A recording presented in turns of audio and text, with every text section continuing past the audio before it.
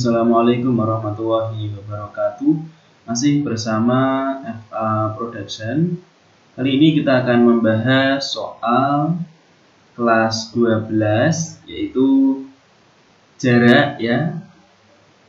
Materi awal di semester 1 ini untuk kelas 12 kita akan membahas beberapa soal. Bisa disimak ya teman-teman.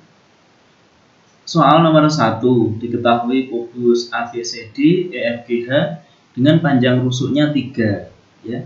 Ini sudah kita sajikan sebuah kubus, kita beri keterangan ya, rusuknya 3 cm di mana titik P terletak pada pertengahan garis BF dan titik H berada pada garis GH dengan perbandingan GH banding GH sama dengan 2:1.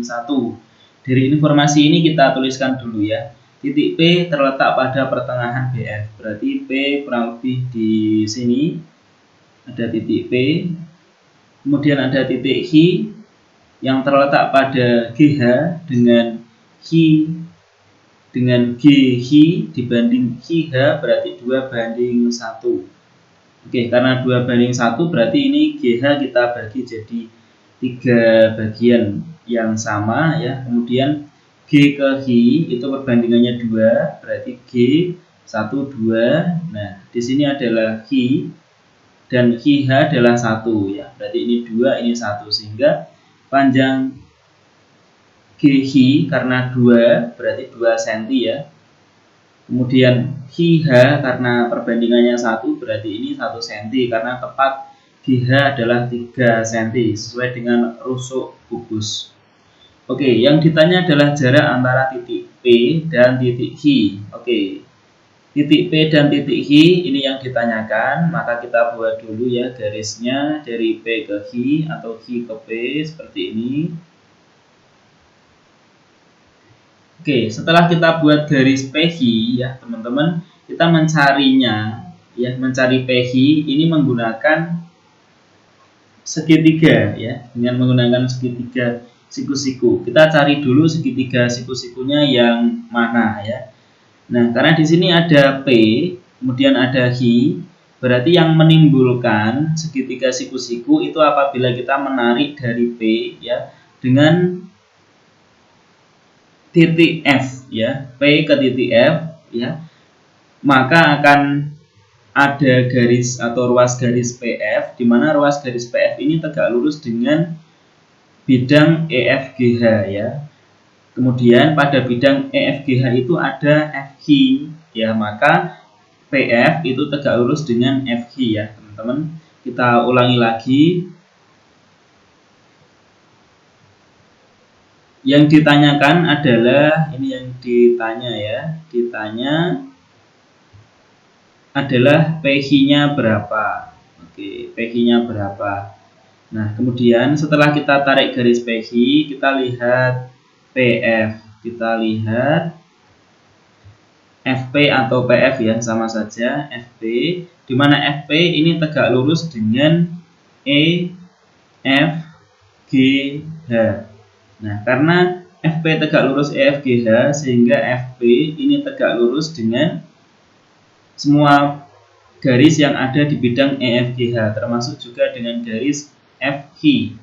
Nah, karena FP tegak lurus dengan FH, maka atau sehingga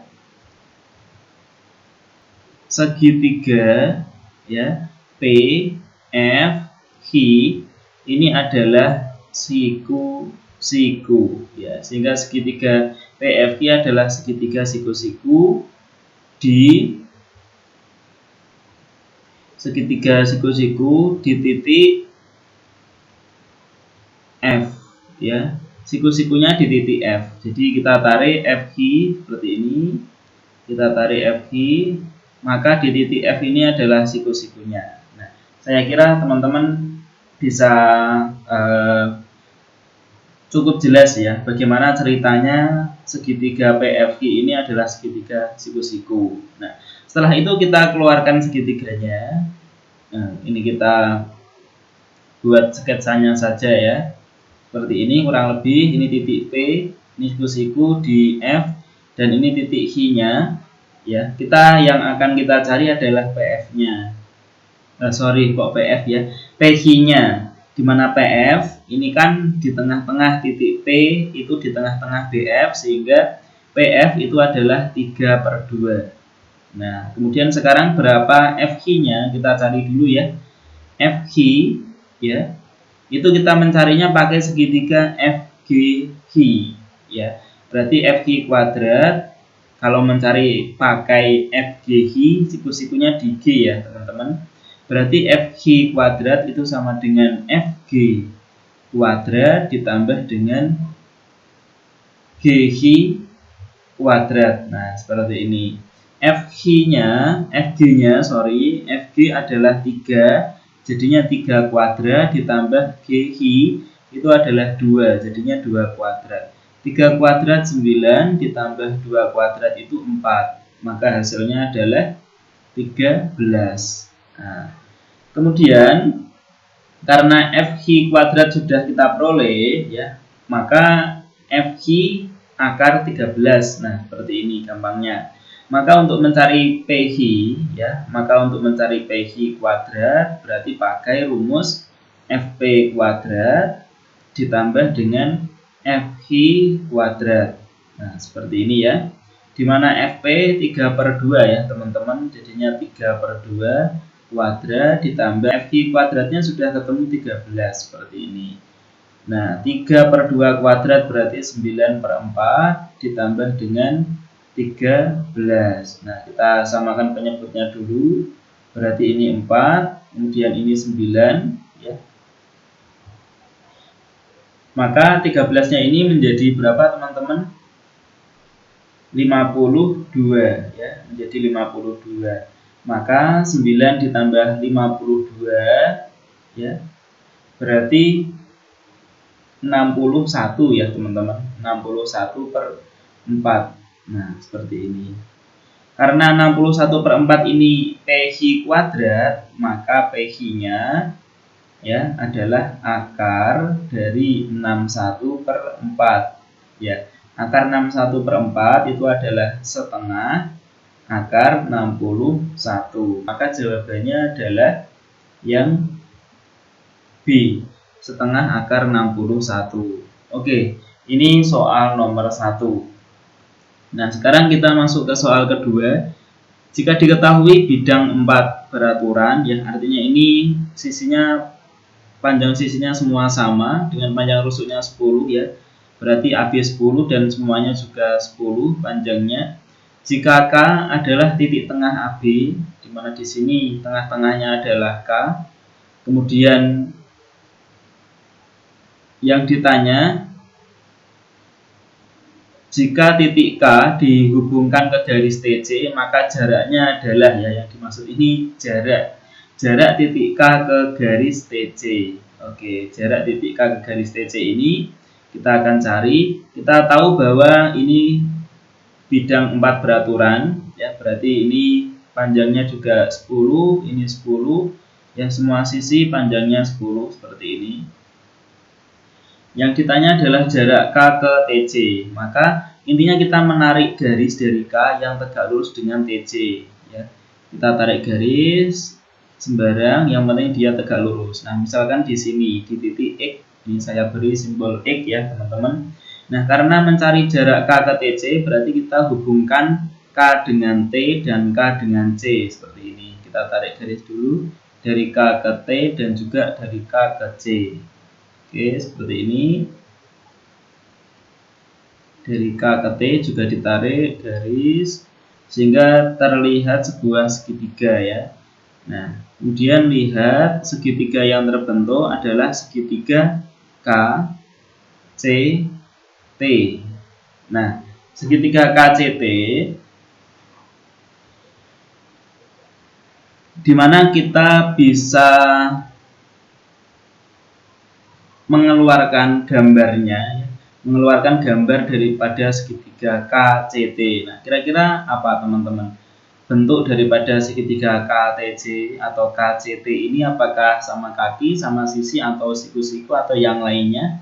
Ya, kalau kita perhatikan dari K ditarik ke C, ya, dari K ditarik ke C, padahal segitiga ABC ini adalah segitiga sama sisi, ya, berarti karena K di tengah-tengah, ya, karena K di tengah-tengah, ini kan bentuknya juga sama seperti segitiga ABT, ya, segitiga ABT ini juga segitiga sama sisi, yang mana sisinya juga sama yaitu 10 dan K-nya juga di tengah-tengah AB.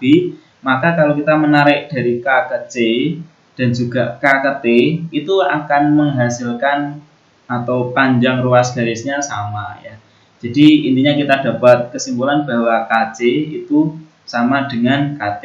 Karena apa? Karena segitiga ABT dan juga ABC itu sama-sama segitiga sama sisi dengan panjang sisinya adalah 10, ya. Dan titik K-nya di tengah-tengah AB. Oke. Jadi segitiga KCT ini adalah segitiga sama kaki, ya, yang jelas segitiga sama kaki seperti ini.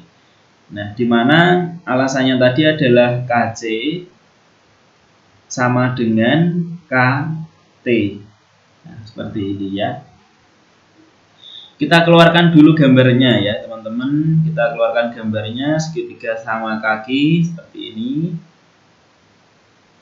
Nah, kurang lebih seperti ini, di mana di sini titik K-nya, kemudian ini titik T dan juga ini titik C. Nah, kita menarik dari K, yang penting dia tegak lurus dengan TC. Nah, karena ini panjangnya sama, ya, maka kalau K ditarik tegak lurus TC, maka dia juga akan membagi sama panjang garis CT-nya. Jadi ini panjangnya sama, seperti itu, ya. Teori pada segitiga. Kalau K ditarik tegak lurus dengan CT, di mana segitiga KCT, KC adalah sama dengan KT. Oke, kita cari dulu panjang KC-nya, ya. Kita cari dulu panjang KC. Oke. Karena segitiga ABC, kita lihat segitiga ABC dulu. Ini adalah segitiga sama sisi, ya. Maka panjang KB-nya ini adalah 5, ya. Dimana panjang BC adalah 10. Kemudian karena sama sisi, berarti ini juga tegak lurus, ya. KC atau CK ini akan tegak lurus pada segitiga ABC. Sehingga untuk mencari KC, ya, itu bisa kita gunakan segitiga siku-siku, ya, di mana KC kuadrat sama dengan sisi miringnya adalah BC, berarti BC kuadrat dikurangi dengan BK, ya, dikurangi dengan BK kuadrat. Kok bisa pakai seperti ini? Nah, kalau kita keluarkan biar lebih jelas, ya, mungkin gambarnya itu kan seperti ini. Gambar segitiga sama sisi. Di sini ada titik A, di sini titik B dan titik C. Di mana panjang sisinya adalah sama, yaitu 10. Nah, karena ini sama sisi dan titik K itu di tengah-tengah, ya, titik K-nya di tengah-tengah sini, maka kalau kita menarik ke C, otomatis dia akan tegak lurus. Itu otomatis, ya, sama seperti yang di atas tadi. Kan ini segitiga sama kaki, ya, kakinya sama. Kalau kita menarik K di sini, kemudian tarik tegak lurus dengan TC, maka dia juga akan tegak lurus asalkan ini kedua kakinya sama, ya. Ini kan juga sama, 10-10. Kalau kita menarik dari C tegak lurus dengan AB di titik K, dia juga di tengah-tengah dan dia juga tegak lurus, ya. Sehingga mencari KC itu bisa menggunakan Pythagoras, BC kuadrat dikurangi BK kuadrat, ya. Jadi KC kuadrat sama dengan BC-nya kan 10, berarti 10 kuadrat dikurangi BK kuadrat, 5 kuadrat, ya, BK-nya. Jadinya 100 dikurangi 25, berarti 75. Sehingga KC sama dengan akar dari 75, berarti 5 akar 3, ya, teman-teman.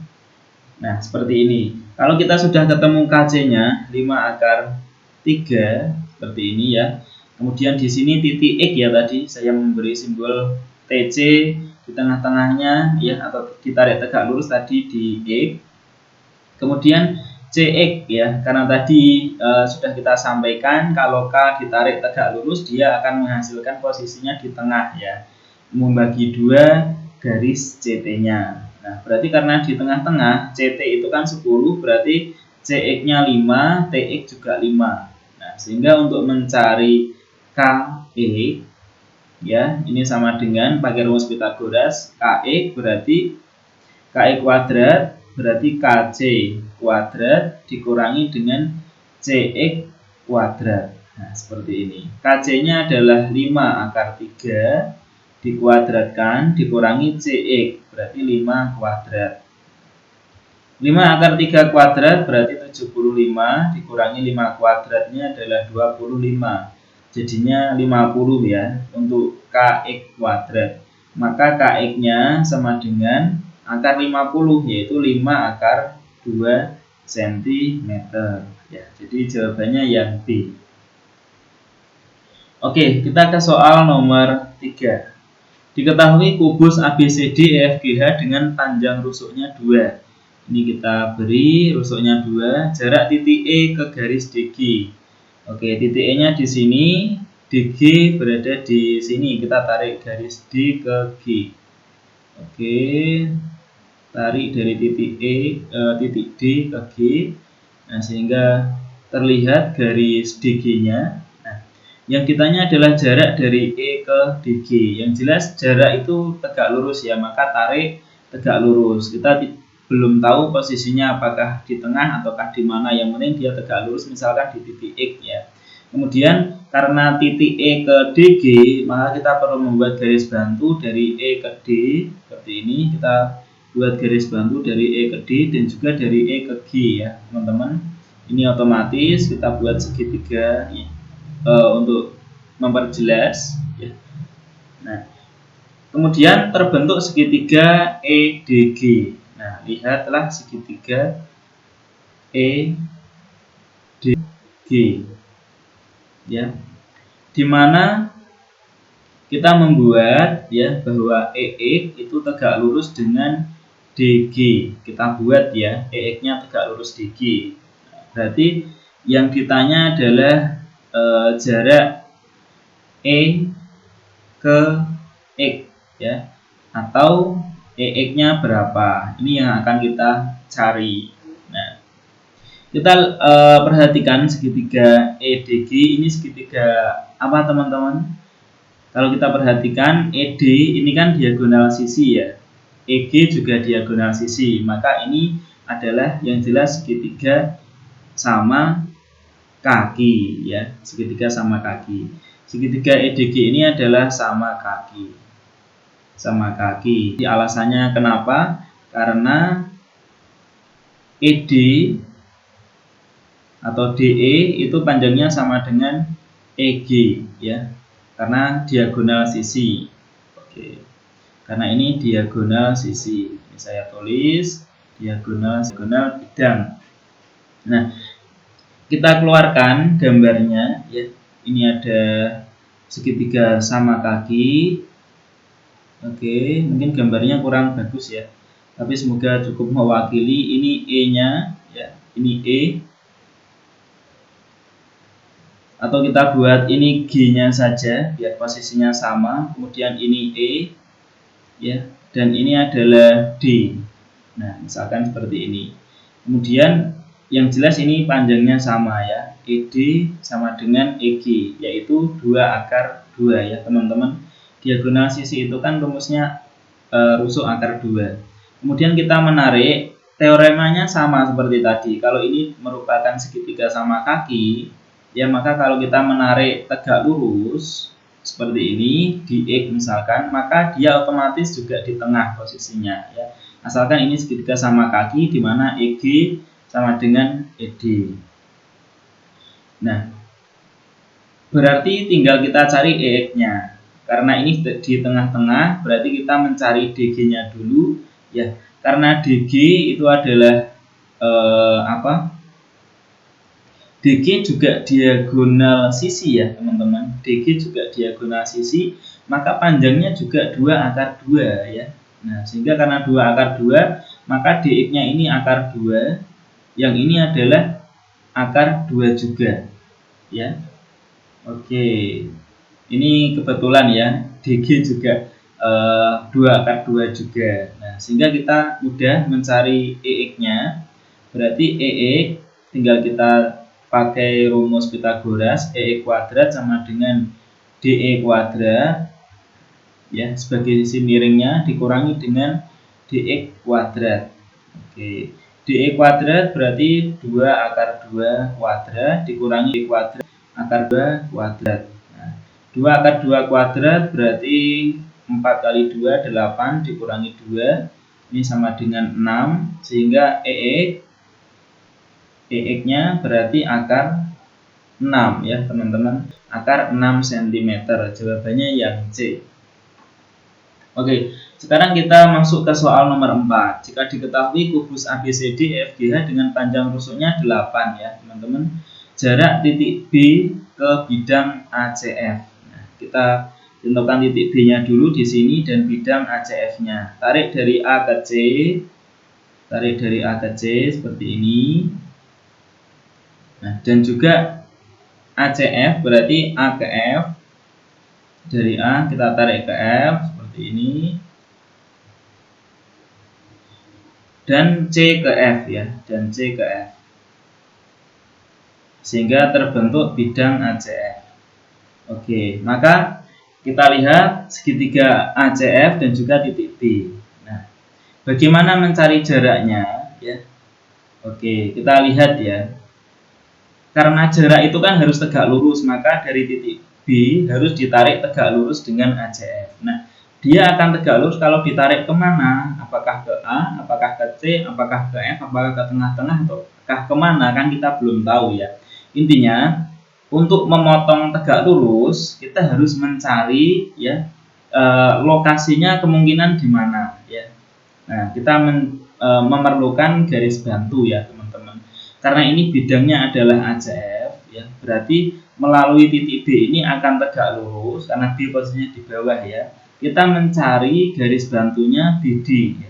Teman-teman, kita cari garis bantunya BD, di mana BD dengan AC itu saling tegak lurus ya teman-teman. Kenapa dipilih garis bantunya adalah BD? Karena BD dengan AC dia saling tegak lurus ya. Dia memotong tegak lurus di tengah-tengah. Nah, seperti ini. Misalkan tengah-tengah dari BD dan AC ini adalah O misalkan. Nah, berarti jelas AC tegak lurus dengan BD jelas di titik O. Nah, maka kalau kita mencari jarak dari B ke ACF, kemungkinan dia akan berada atau pasti dia akan berada di titik yang mana terletak pada garis. Kalau kita menarik dari O ke titik F ya, dari O ke titik F seperti ini, kita tarik dari O ke titik F. Nah, akan terbentuk garis OF. Nah, dari titik B ya, kita akan menarik garis yang tegak lurus ke garis OF ya. Tadi ceritanya kan seperti itu ya. Jadi mencari jarak titik ke bidang itu kita cari dulu garisnya pada bidang yang kemungkinan tegak lurusnya berada pada garis tersebut. Maka tadi dari B tarik ke D akan diperoleh titik O, dan O kita tarik ke F diperoleh OF. Maka jarak dari titik B ke bidang ACF ya, itu diwakili oleh jarak dari titik B ke garis OF. Nah, seperti ini ya teman-teman. Oke, dari titik B ke garis OF kita cari jaraknya. Yang penting dia tegak lurus. Kita nggak tahu di mana. Misalkan di titik X ya. Oke. Kita tahu bahwa segitiga BOF ya. Kita lihat segitiga BOF. Sekarang kita fokusnya adalah segitiga BOF. Ini siku-siku ya. Jelas segitiganya adalah siku-siku di titik B ya. Jelas karena ini kubus. Nah, kemudian kita keluarkan segitiga BOF-nya. Oke.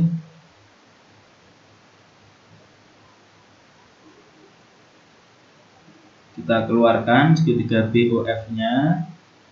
Nah, seperti ini. Siku-sikunya di B. Tadi kita menarik tegak U sembarang di titik. Ini titik dan ini F. Di mana panjang BF-nya adalah 8. OB berarti kan setengah diagonal sisi. Berarti diagonal sisinya kan 8 akar 2 per 2 karena setengahnya kan. Nah, kemudian OF kita cari dulu OF-nya.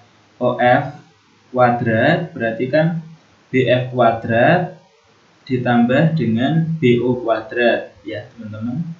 Panjang BF kuadratnya berarti 8 kuadrat ditambah BO kuadrat karena BO-nya 4 akar 2 berarti 4 akar 2 kuadrat seperti ini. 64 ditambah dengan 4 kali 2 16 kali 2 ya maksudnya. 16 kali 2 32. Ya, jadinya adalah 96. Ini untuk OF kuadrat. Ya. Maka OF-nya akar dari 96. Berapa akar 96?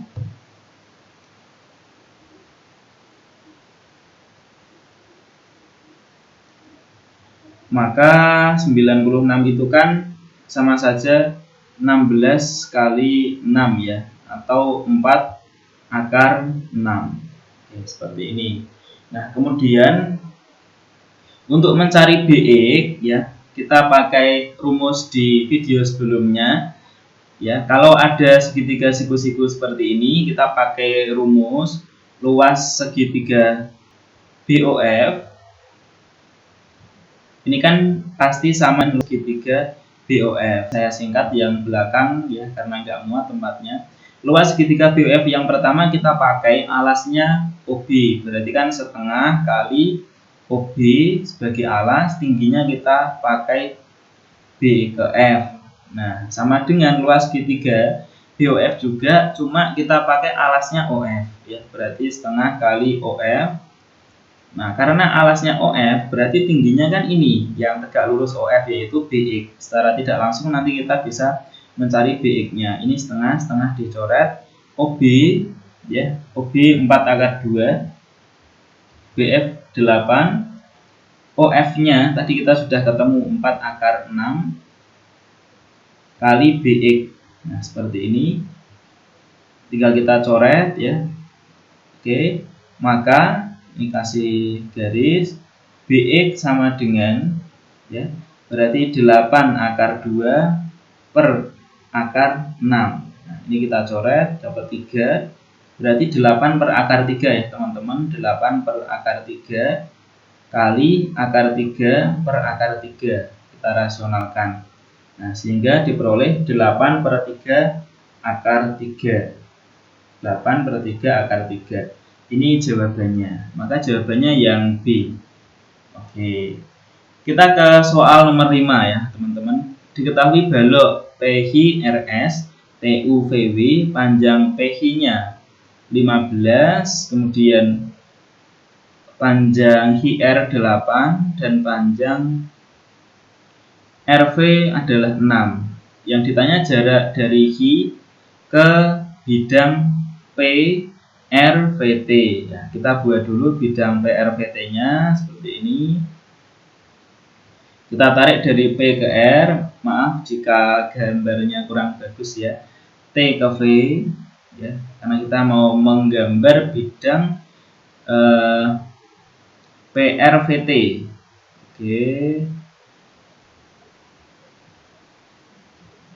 Oke, sudah kelihatan ya. Meskipun kurang jelas gambarnya. PRVT sudah kelihatan. Mencari jarak dari titik H. Nah, oke.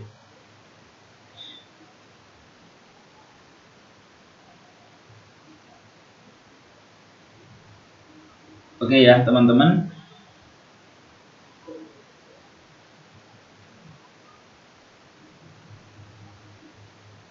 Bagaimana cara mencari jarak dari H?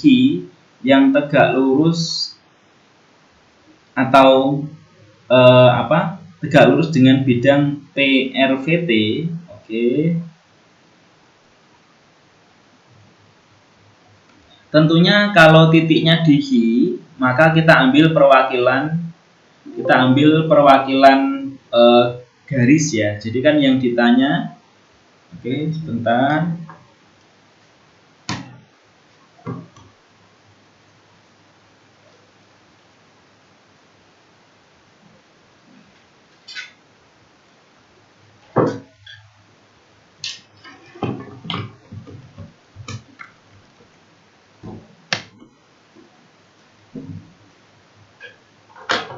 Oke, yang ditanya itu kan jarak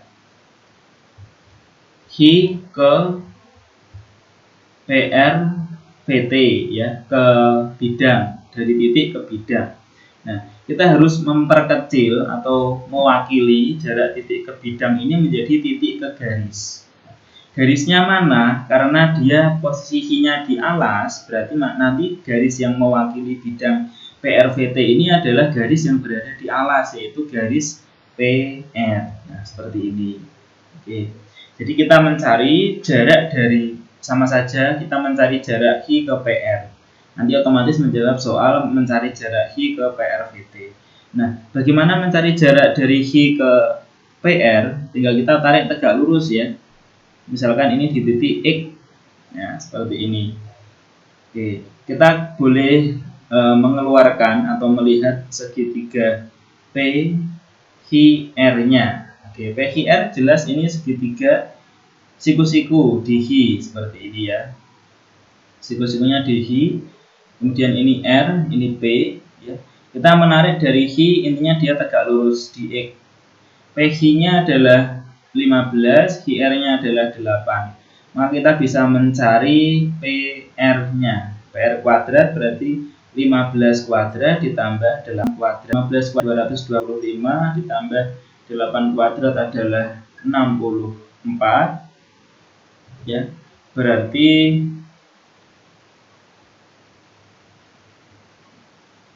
hasilnya adalah 289. Maka PR sama dengan akar dari 289.